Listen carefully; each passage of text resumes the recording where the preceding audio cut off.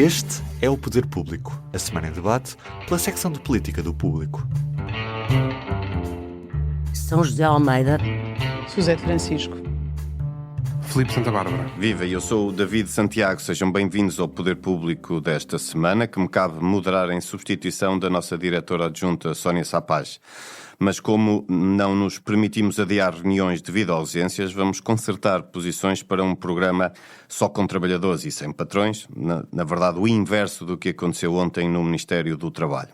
Para o fazer, e ao contrário do Governo, fomos lestos na remodelação e rapidamente completámos o elenco de 4 a fim de debater a reforma laboral que está a dar mais trabalho do que Rosário Palma Ramalho gostaria, debater também a presença de Marcelo Rebelo de Sousa no terreno, em auxílio do Governo, e também os avisos de José Luís Carneiro, que quase parecem um agarrem-me, senão vou-me a eles. São José, depois de gravarmos este programa, terá lugar o debate quinzenal em que se espera uma oposição em peso contra Luís Montenegro.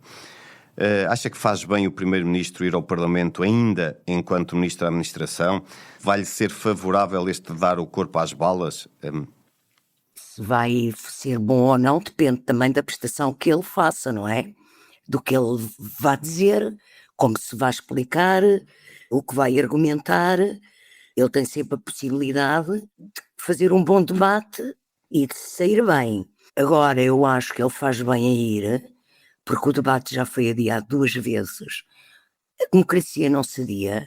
O debate quinzenal com o Primeiro-Ministro é um instrumento parlamentar que levou anos a ser conseguido. Eu lembro-me quando comecei a ser jornalista, Cavaco Silva ia ao Parlamento para o debate do Estado da Nação e para o Orçamento de Estado. Depois, com Guterres, passou a haver debates mensais. Portanto, este poder de fiscalização da Assembleia deve ser cultivado. E que nunca está garantido. Lembremos-nos que António Costa queria aproveitar com o Rui Rio para deixar para acabar com eles. Sim. E acabou. Chegou a estar, sim, mas foi pouco tempo, não durou muito tempo. Sim, chegou a ser aprovado, mas também caiu logo. Como Primeiro-Ministro tem que trabalhar.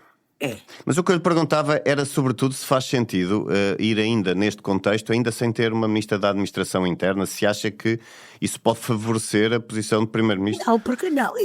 Quer dizer, favorece sempre, porque quem é responsável por uma questão como esta catástrofe que aconteceu é o chefe do governo, não é o ministro da área da administração interna, tem poder sobre o assunto, é óbvio, e coordena, mas numa coisa desta dimensão, o primeiro-ministro é primeiro-ministro e, portanto, é ele que tem que dar explicações e falar. E também penso, eu continuo a achar que não há grande gravidade em ele acumular neste momento a posta da administração interna. Aconteceu o que aconteceu, a ministra demitiu-se, quis sair logo, muito bem. Se calhar até é bom para o governo esta demissão, porque não vale a pena comentar, mas a ministra fez algumas declarações que causaram espanto. E, portanto, pode favorecê-lo, e eu considero que não é neste momento que ele tem que escolher um titular ou uma titular para a pasta da administração interna. Primeiro porque ainda estamos muito em cima dos acidentes, das tempestades, da destruição, e seria péssimo para qualquer pessoa entrar com um comboio em andamento, que é no fundo esta primeira resposta. E depois há outra dimensão institucional que eu acho que ele faz bem não nomear já, que é, há um presidente que vai tomar posse daqui a menos de um mês. Não fazia muito sentido ser o presidente em funções ainda, Marcelo Rebelo de Sousa, a dar posse a um ministro quando o outro titular já está eleito. Portanto, eu acho que não... Mas pode haver um diálogo com ambos, não é? Estamos aqui a especular, mas eu diria que vai haver uma remodelação já depois deste debate quinzenal, até para, digamos assim, os contadores estarem a zero, mas veremos, estamos a especular. Não, mas eu acho que isso pode ser feito logo já com o próximo presidente, com o presidente eleito já em funções. Ou consensualizado com ele antes. Bom, entretanto, a esquerda do PS juntou-se para tentar forçar o governo a pagar 100% dos salários dos trabalhadores em layoff em consequência dos vendavais. O Chega já disse que apoia, mas o PS, que também defende um layoff pago a 100%, não se decide por uma posição clara. Por outro lado, José Luís Carneiro avisou o Primeiro-Ministro, como noticiou o Público, que a paciência tem limites por não receber correspondência e não ver correspondida a sua disponibilidade para convergências. Suzete, por que não se coloca o PS ao lado da oposição e, aproveitando para fazer duas perguntas numa, o que pode Carneiro fazer-se perder efetivamente a paciência? É não aprovar o próximo orçamento, seja ele retificativo ou ordinário? Começando pelo fim, em relação aos orçamentos, havendo um orçamento retificativo, bom, depende sempre do conteúdo, como é óbvio, mas sendo um orçamento muito virado para fazer face às consequências do mau tempo, não vejo muito espaço para o PS não aprovar. Questão muito diferente é se o Governo aproveitar para fazer um documento mais abrangente, mais lato. Em relação ao orçamento propriamente dito, eu acho que José Luís Carneiro tem algum capital de queixa, porque de facto não houve publicamente, e agora o próprio disse ao público, não houve de facto resposta às várias propostas que tem feito ao Primeiro-Ministro. Isto parece-me tem muito a ver com a linha que o Governo tem seguido no discurso. Montenegro disse que ia planar à esquerda e à direita, na verdade na ação tem planado bastante mais à direita, tem privilegiado bastante o Chega em boa parte da legislação, e parece-me que o Governo caiu um bocadinho na tentação de secundarizar o PS e privilegiar muitas vezes o Chega. Vai ser interessante ver daqui para a frente se há algum ajuste da parte do Governo, porque o cenário mudou com o António José Seguro na presidência. Eu não acredito que Seguro vá de alguma forma beneficiar ou privilegiar o PS, não é isso, mas parece-me claro que ele vai ser muito insistente com a necessidade de entendimentos e de convergências em áreas cruciais da governação, em áreas muito específicas, já ao que lhe ouvimos durante a campanha eleitoral, já a começar pela área da saúde, e isso não pode ser feito passando à margem do PS. Portanto, vamos ver o que é que o Montenegro vai fazer daqui para a frente. Isso vai ser relevante também para o próximo Orçamento de Estado. O Luís Montenegro já disse que agora há 3 anos e meio sem eleições, mas é preciso que os orçamentos do Estado sejam aprovados. Sendo que é verdade que Seguro disse que a não aprovação do Orçamento do Estado não é motivo para eleições, mas ainda assim é preciso que haja Sim, não é possível governar em duodécimos até 2029, que haja não é? orçamentos aprovados. Aqui também entra a estratégia do Chega. E a paciência tem limites. Aí sim, aí, de todos. Mas parece-me que Ventura não perderá a primeira oportunidade, não se inibirá de causar aqui alguma instabilidade. Portanto, acho que Montenegro tenderá a tentar equilibrar aqui estes dois pratos da balança. Quanto ao layoff, bom, presumo que a questão do PS será com uma questão financeira, com a questão das contas certas. À partida haverá uma viabilização da apreciação parlamentar, mas o PS não garante de todo depois mas é estranho porque defende o pagamento a 100%, não é? É um pouco estranho. Será, enfim... E na pandemia não houve pagamento a 100% do layoff. Não houve, de facto. E era o PS. E era o PS. Sim, mas eles, de facto, não está muito explicado o que é que... porque é que nada, o PS não converge aqui com a esquerda neste tema. Só para ajudar até para quem não acompanhou isto, o PS anda há alguns dias a defender o layoff a 100%, e agora que há uma iniciativa parlamentar que tenta forçar o governo a esse layoff pago a 100%, o PS não diz se apoia ou não. É verdade, portanto... é verdade. Eu acho que, sinceramente, pode ser acusado precisamente por não o ter feito quando estávamos em pandemia. Pois, Achas agora... que é isso? Não, ou então é o argumento mais fácil para o PSD. Ou então quis ter uma posição que fosse agradar a todos, mas a partir do momento em que é possível concretizar essa possibilidade e sabendo que com uma lógica de responsabilidade orçamental isso será difícil, muito mais num contexto de se não houver um novo orçamento, ou seja, um retificativo, e portanto acho que tenta aqui fazer uma espécie de quadratura do círculo, não é? Sim, mas acho que no final vai ser difícil não ver o PS a aprovar a medida. Também não fechou a porta, mas independentemente da questão, eu diria que é por esse lado das contas certas e da responsabilidade orçamental, mas até por defenderem eles próprios uma medida pelo menos semelhante, acho que não será muito compreensível que no final não acabe a viabilizar a medida. Ainda voltaremos a falar sobre este tema do orçamento, que fomos agora aqui aflorando, mas Filipe, tu escreveste sobre os planos furados de Marcelo Rebelo de Sousa no ocaso em Belém. Ele queria, e agora estou a citar, sair levezinho, mas vai acabar por sair em intensidade elevada. Achas que o Presidente da República sentiu necessidade de, por um lado, e pegando numa expressão dele, dar colo ao Governo e ocupar espaços que considerou deixados vazios, ou foi também a sensibilidade de sentir que precisava de estar, que as pessoas precisavam que ele estivesse perto delas? É um misto dos dois, não é? Marcelo Rebelo de Sousa começou por perceber que Luís Montenegro não estava a dar a devida atenção àquilo que estava a acontecer no país depois da tempestade Christine. Basta pensar que foi Marcelo Rebelo de Sousa o primeiro a ir à Proteção Civil, inteirar-se da situação, na altura também juntamente com a Ministra, o que levou Montenegro nessa mesma tarde, depois do Presidente lá ter ido, vai Luís Montenegro. Ou seja, parecia, até me lembro de ter tido conversas nesse dia, que era como que, lá está o Presidente da República a mostrar o caminho a Luís Montenegro, a dizer: filho, vais ter de vir à Proteção Civil, é o mínimo. Porquê? Porque não havia governantes no terreno. Logo no primeiro dia, só secretários de Estado. Enfim, não quero estar aqui a diminuir o peso político dos secretários de Estado, mas é o que é.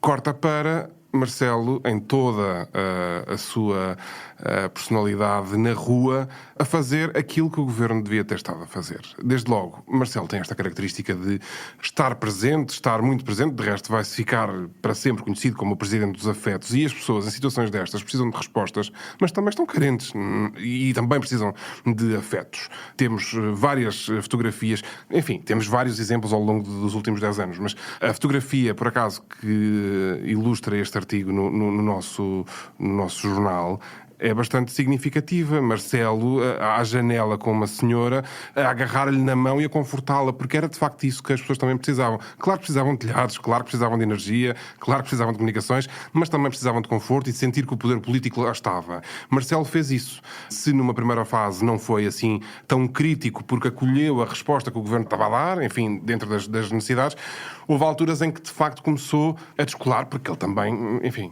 se há coisa que o Presidente da República também não faz é deixar as coisas por dizer. E foi alertando que as coisas tinham corrido mal, desde logo ao nível da comunicação, foi pondo o dedo em algumas feridas e nomeadamente dizendo que se as pessoas não são ouvidas, se as pessoas não têm respostas, as pessoas começam a ficar desesperadas. E nós não queremos, naturalmente, pessoas desesperadas e desamparadas no país. E, portanto, isso foi visto, enfim, por todos, como uma crítica ao Executivo. Enfim, foram as circunstâncias que lhe trocaram as voltas, porque queria uma saída leve e, de todo, foi assim. Mas acabou por, enfim, não me interpretando mal, mas até foi uma coisa boa para o próprio Marcelo ter isto acontecido desta forma, porque acho que sai com a imagem ainda mais reforçada do que aquilo que sairia. Sai em alta com a postura que sempre teve ao longo do mandato. Ou seja, foi uma tragédia, mas para ele... Sim, mas achas que acabou por ajudar o Governo? Ajudou. Ajudou. Desde logo porque deu luzes. E obrigou o Governo a estar... Ou seja... Elogiou a solução encontrada por Montenegro de não substituir logo a Ministra e de assumir ele a pasta neste contexto. Portanto, também foi dando esse tipo de respaldo, sabe não é? que não pode haver agora uma substituição e voltar a ser um flop. Mas acabou por dar aqui alguma luz ao Governo, algum amparo também, porque Luís Montenegro... Também é uma coisa muito importante aqui de se notar, que é Marcelo Rebelo de Sousa esteve, não só em contacto com os autárquicos e com as autoridades, mas esteve em contacto com a população. Coisa que o Governo não esteve. Todas as primeiras vezes na que semana passada depois já se viu Montenegro com o Marcelo junto das pessoas, até a aprender, a tentar ganhar o jeito, não é? Mas a questão é que durante os primeiros dias e das primeiras idas do terreno ao terreno do Primeiro-Ministro, longe de pessoas, porque a questão é, não está cá para ouvir críticas e para ouvir desaforos de pessoas a dizer que não têm luz e que não têm água e que não podem seguir com a sua vida e que o Governo não esteve lá nas horas, enfim, e nisso Montenegro soube-se proteger, mas então alguém tinha que fazer esse papel e fez Marcelo Rebelo de Sousa ao seu estilo. Agora... Uma espécie de escudo, não é? Se isto terá ou não um grande impacto para o Governo... Acho, enfim, considero que sim. Vamos ver ainda em que medida, mas apesar da tragédia, acho que para o Presidente da República foi, apesar de tudo, uma boa forma de sair. Sim, mostra as suas qualidades. Quanto ao Governo também veremos, acho que acabará por ditar mais a forma como o Governo for capaz de responder agora aos efeitos da crise. Acho que terá mais importância depois na avaliação final. Mas ainda por causa desses efeitos do mau tempo, estamos a falar, e está a falar-se cada vez mais, na necessidade de um eventual orçamento retificativo ou suplementar, como António Costa eufemisticamente lhe chamou durante a pandemia.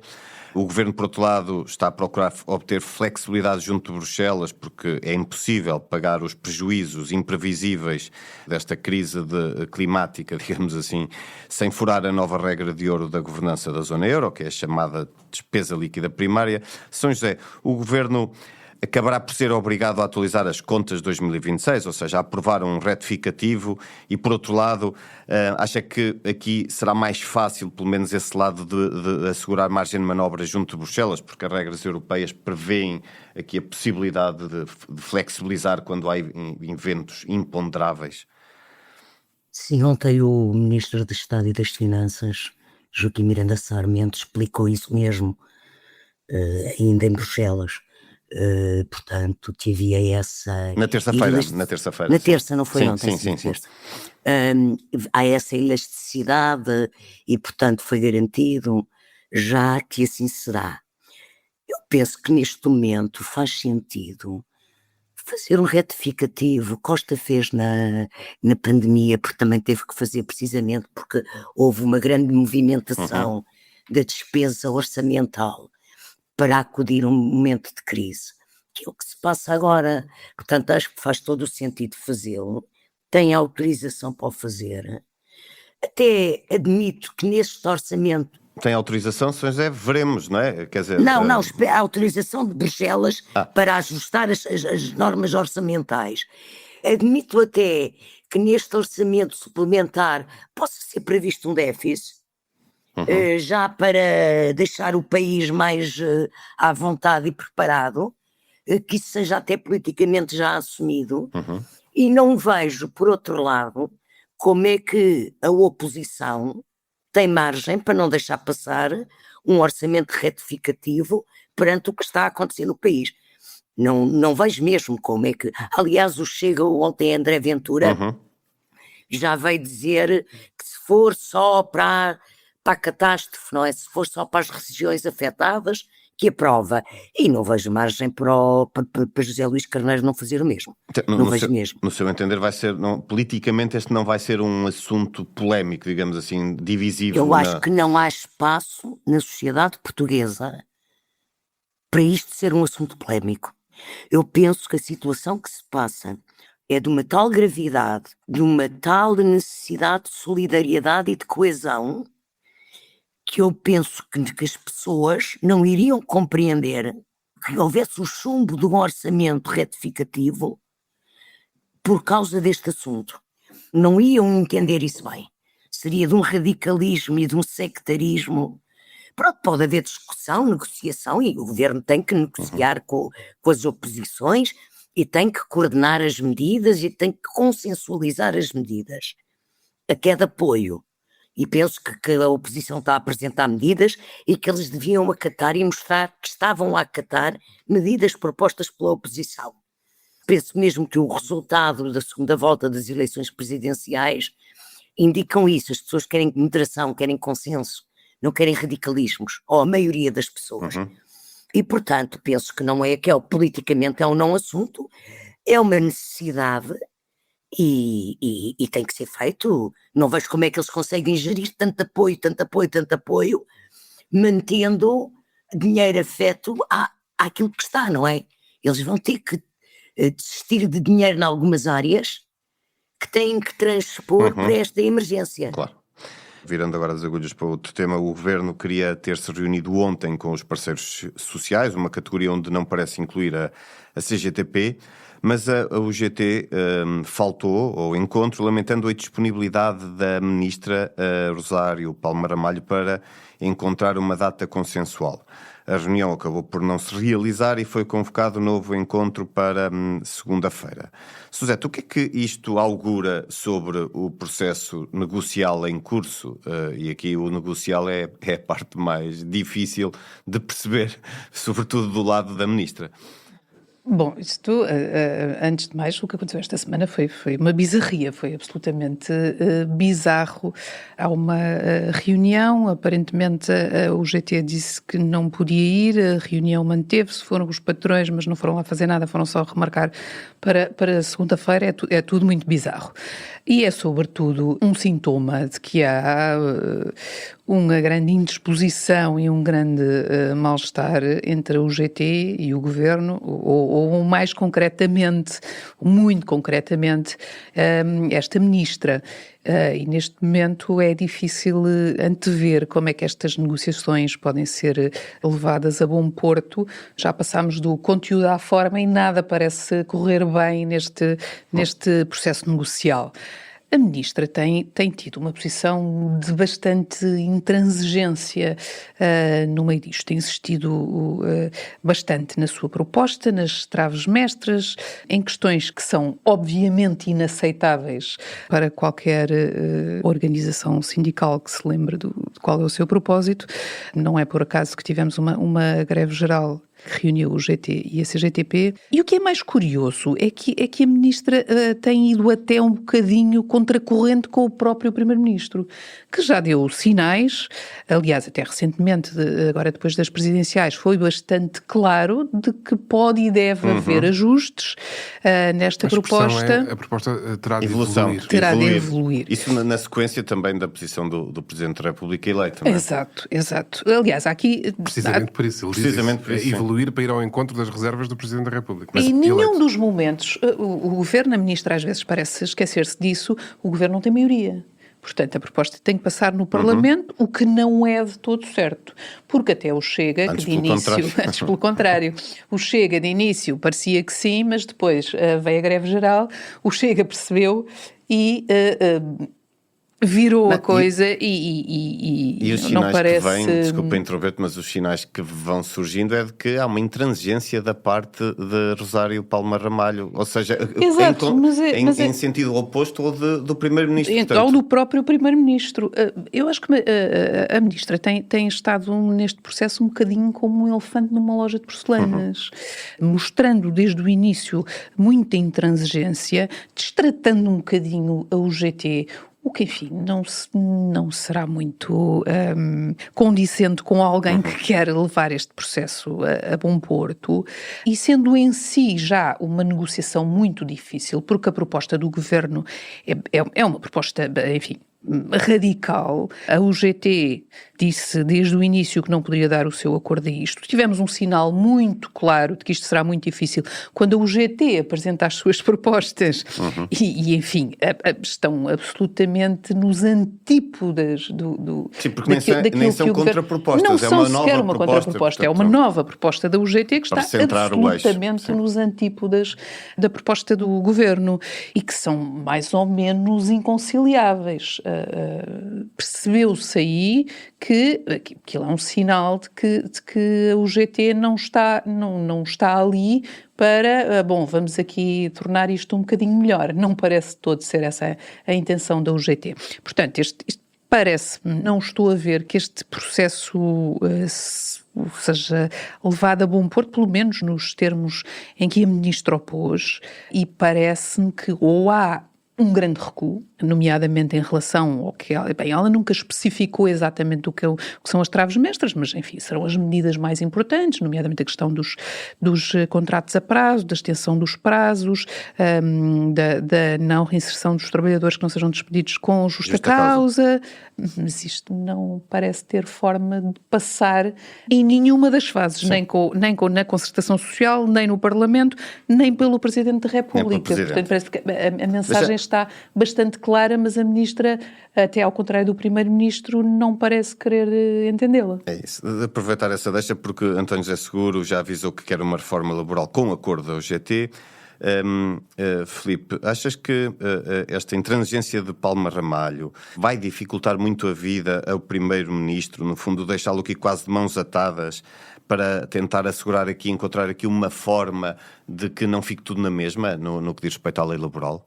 Bem, sobre a ministra, acho que a minha intervenção podia ser apenas uma frase, que é se a governante não consegue nem sequer conciliar agendas, como é que vai conciliar posições numa reforma deste calibre, não é? Eu agora estava a ver uma expressão, mas é uma ministra que dá trabalho, não é? Dá muito trabalho a gerir. Não, porque toda esta questão da marcação desta reunião é de um grau de surrealidade, porque lá está, o GT diz que Mário Mourão não está no país, não pode comparecer na reunião. A CGTP nem foi convocada.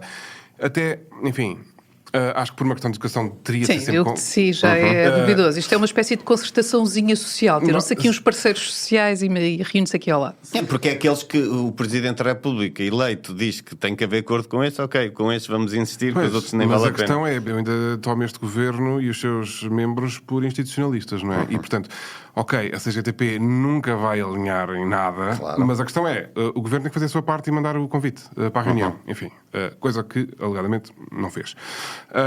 Já o GT avisou que não podia estar na reunião. Para que insistir?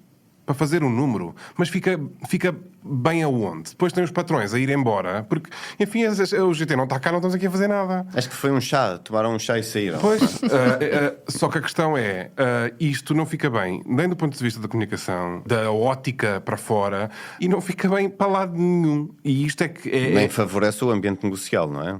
Nada, não é? E a questão é, como é que a ministra...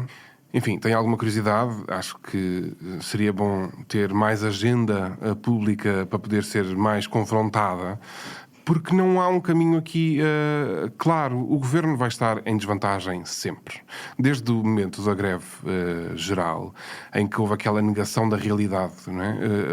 Olhavam para um país que estava, em boa medida, a aderir a uma greve geral e o governo está... Não, isto é um dia normal, está tudo impecável, as coisas... Só a administração pública que, enfim, está ali um bocadinho, mas o dia está tudo normal, não se passa nada, é sorrir e acenar. Só que não era sorrir e acenar. A greve geral teve, efetivamente, impacto. E logo aí o governo teve logo o primeiro problema. Depois tem todos estes problemas que se seguem. E se calhar Marcos Mendes até foi penalizado nas urnas nas presidenciais, precisamente por causa da reforma laboral. Sim, não se conseguiu descolar. Não. Foi o único, quer dizer, além de Coutinho, que apoiou, Claro. declaradamente, foi o único candidato moderado, se quisermos. Lá está, Coutinho também não é muito moderado, mas de facto mais do centro a não rejeitar categoricamente. E a questão é, que lições é que está a tirar o governo disto? Até porque, lembremos que o PSD tem, entre a sua cúpula dirigente, também pessoas que são da cúpula dirigente da UGT. Né? E, portanto, isto não é uma questão consensual sequer dentro da própria força política. Dito isto, estou muito curioso para perceber, acho que é um ganho de causa sempre para o Partido Socialista, assim saiba o Partido Socialista usar esta arma de arremesso. De resto, também escrevemos isso na semana passada no jornal. Há de facto alguns socialistas e alguns altos socialistas, altos dirigentes, que defendem precisamente que vai ser na reforma laboral que o PS vai ter que pôr as garras de fora, passa a expressão, para fazer oposição ao governo. Porque, e só para rematar, como não disse nada do orçamento, porque é aqui nas políticas que o PS pode fazer a diferença, porque José Luís Carneiro, que, enfim, com todo o respeito, poderia ser chamado de José Luís Carteiro, bem pode dizer que, enfim, não ter respostas às cartas que enviou o faz lembrar que a paciência tem limites, mas e vai fazer o quê? É sempre no vai ser consequente como, de que forma? Chumbando o orçamento não vai. E, portanto, que aproveite esta coisa que o governo lhe está a dar. Até porque era em contracorrente face àquilo que pretende o próprio Presidente da República atualmente. Isso então... Mas no PS é sempre difícil escolher os meios de comunicação. O WhatsApp dava problemas, as cartas também não resultam, portanto não é um tema, não é um assunto muito fácil. Bem, vamos avançar Código Morse para a altura, para o nosso público notório desta semana. São José, comece por si. Pois o meu público notório é o INEM, mais uma vez, parece que continua a ser muito bem gerido, e o presidente da Liga dos Bombeiros, António Nunes, foi à comissão de inquérito que há no Parlamento sobre o INEM, precisamente a gestão do INEM, e revelou que há uma dívida aos bombeiros pelo pagamento de ambulâncias dos últimos 4 meses. Acho interessante, porque quando há dívidas ao Estado, conta juros.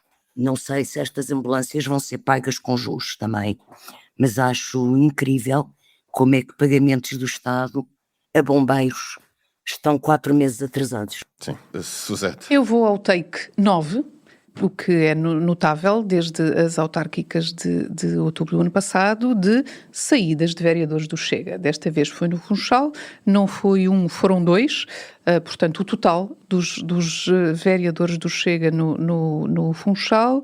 Novamente, por desentendimentos, aqui terá sido a imposição de um assessor, de uma assessora aos 2 vereadores, que não gostaram e foram à vida deles. O Chega parece, de facto, ter aqui um problema com os seus eleitos.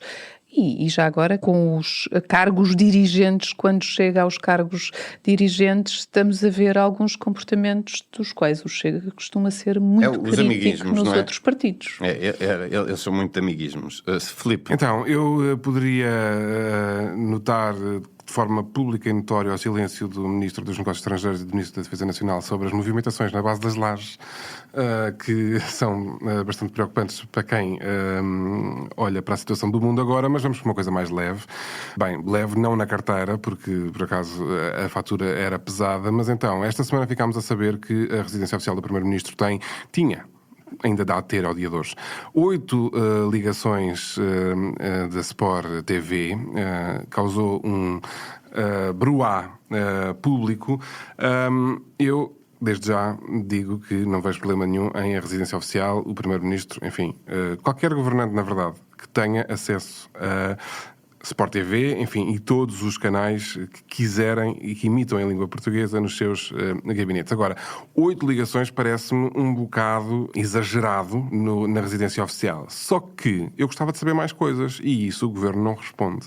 Desde logo, eu quero saber se a ABTV na residência oficial do Primeiro-Ministro, se, enfim, a Eleven também tem, não é? Quer dizer, gostava de saber os critérios e ninguém responde sobre isto, nem sobre a fundamentação para esta contratação e, portanto, se alguém da Secretaria-Geral do Governo estiver a ouvir, eu gostava que me respondessem sobre a fundamentação dos contratos. Obrigado. Eu adorei o pormenor, desculpem, adorei o pormenor que um desses pontos é a sala do Governo na Assembleia da República. Que é chato estar à espera do início dos debates. Dos assuntos parlamentares, acho que é mas acho que já vinha de trás, ou seja, isto vem de uma subscrição pelo menos desde 2017 e aparentemente já havia aparentemente nos assuntos parlamentares e também em São Bento, ou seja, eu aí confesso que não. Mas os eu acho que faz todo sentido que tenha da BT. Tinham o desporto como pasta. Mas já não tem. Agora já não. Mas em 2017 não nos lembramos se tinha ou não também. É que eu não me recordo. Estava com a Ana Catarina Mendes e era na altura... Era a Ana Catarina Mendes ainda. Ela acho que era secretária-geral adjunta aí. Não, estou a dizer mais para a frente, a seguir. Sim. Bom, eu aí acho que faz sentido terem todos os canais, estou como tu. Em 17 era capaz de ser Tiago Brandão Rodrigues. Sim, diria que sim. Bom, mas já chegámos ao limite do nosso tempo, despedimos-nos aqui, marcamos encontro para a próxima semana. Para não perder os novos episódios, subscreva este podcast do Público na sua aplicação preferida. Para além deste programa, há mais para descobrir em público.pt/podcasts. O Público fica no ouvido.